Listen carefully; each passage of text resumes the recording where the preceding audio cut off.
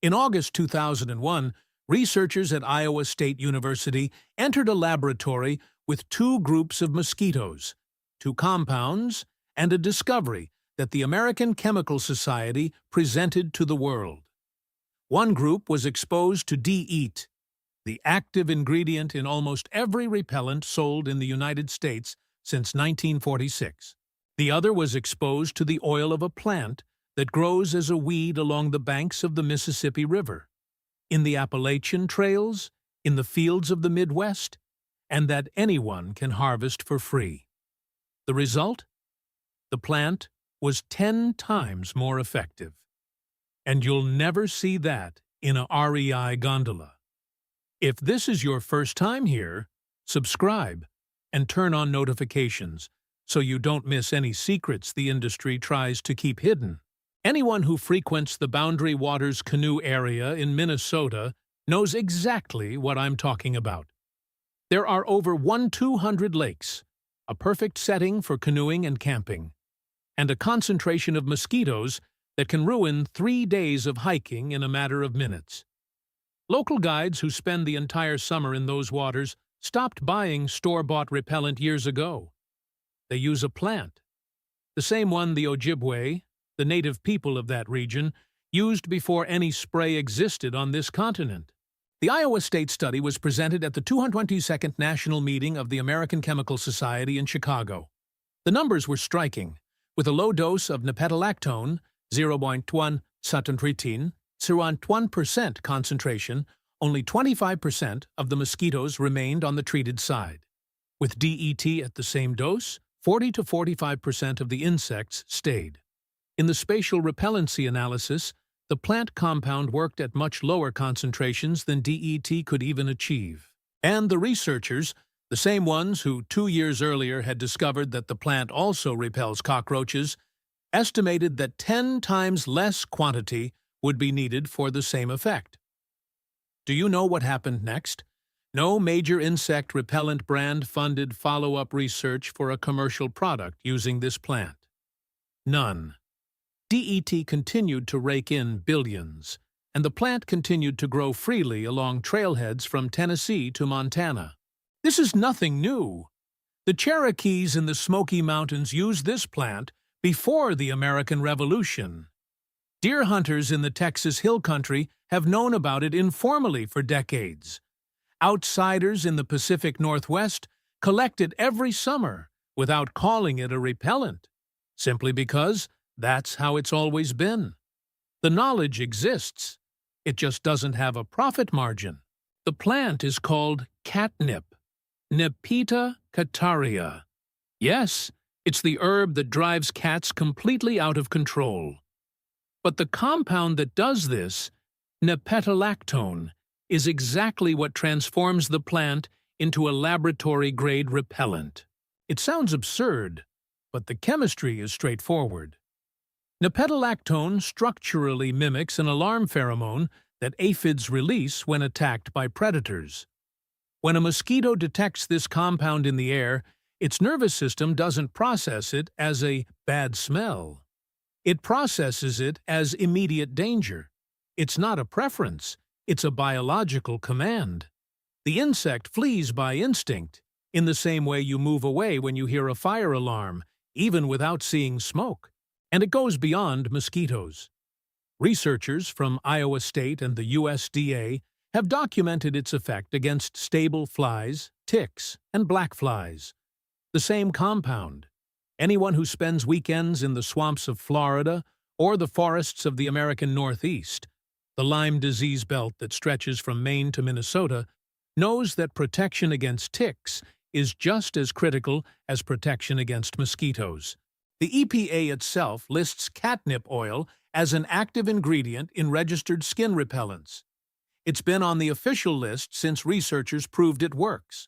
However, a petition from the Consumer Specialty Products Association in 2006 asked the EPA to remove natural repellents from the minimal risk category, which would require any homemade product to undergo formal federal registration before being sold. It didn't prohibit harvesting the plant in the wild. It prohibited selling it without bureaucracy. And bureaucratization, chuck increased cost. Elimination of competition. You understand the game. Here's what you need to make your own catnip repellent today. Materials: 1 cup of fresh catnip leaves, or half a cup of dried leaves, 1 cup of filtered water, 1 tablespoon of apple cider vinegar, 1/8 Oz spray bottle. It can be an old, washed repellent bottle. Optional: 10 drops of lavender oil. Total cost: less than $2, or $0 if you harvest it in the wild.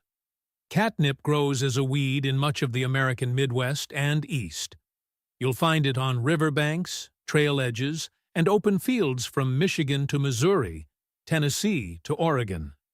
It has a square stem, slightly serrated leaves, and small, pale purple flowers.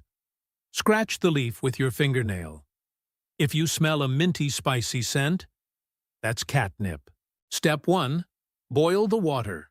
Remove from heat. Add the leaves and cover. Let it steep for 20 minutes. Do not let it boil with the leaves.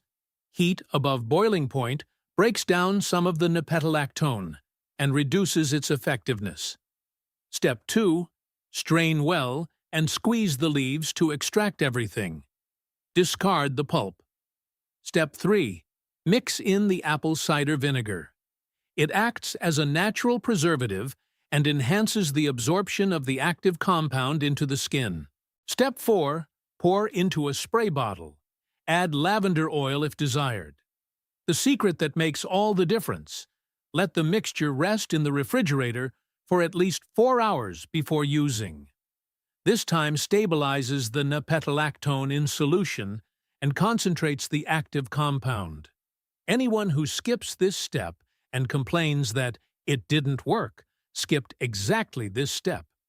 It lasts 5 days in the refrigerator. In the field, in a metal canteen stored in the shade, it will easily last 2 days.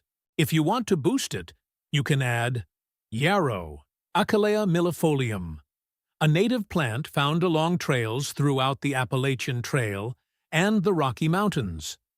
Add half a cup of fresh flowers to the infusion, along with the catnip. The chamazulene in the flowers amplifies the repellent effect and also has a calming effect for when that first inevitable bite happens before you apply it. Bee balm, Monarda fistulosa, grows in the meadows of the Midwest and the Appalachians. A tablespoon of the dried leaves in the mixture adds thymol and carvacrol, 2 compounds that ticks specifically hate. Those who frequent the American Northeast, the Lyme disease belt, need this in their formula. Why doesn't REI teach this? Why don't Bass Pro Shops and Cabela's have a catnip display at the entrance? Simple. A 4 Oz bottle of Off. Deep Woods costs on average $9.99 and lasts 1 field trip. Catnip that you dry, store in a Ziploc bag, and carry in your backpack costs $0 and protects you all season. No patent, no reorders, no monthly subscription.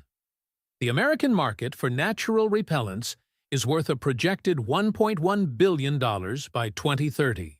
There's no financial interest in you learning this on a trail in the Great Smoky Mountains. Quantity and application. Spray generously on wrists, ankles, nape of the neck, and edges of the ears, mosquitoes' preferred entry points. Reapply every 2 hours. In the Texas heat of July, every hour and a half, sweating accelerates the evaporation of nepetalactone. Most common mistake: using concentrate directly on the skin without dilution. Always dilute. And keep away from eyes. Imagine your next outing. While others are spending $10 on DEET that dries out your skin and can melt plastic equipment, you pull an 8 Oz bottle out of your backpack that cost nothing and was made the night before. Within 30 seconds of application, you're on the Boundary Waters Trail without a bite. Your friends will ask what it is. You decide whether to tell them. The old Ojibwe hunters didn't have Walmart. They had the forest. 80 years of DEET. billions of dollars in marketing, and their plant still wins in the Iowa State lab. It's not nostalgia, it's nepetalactone. Subscribe to the channel and turn on notifications so you don't miss the next video.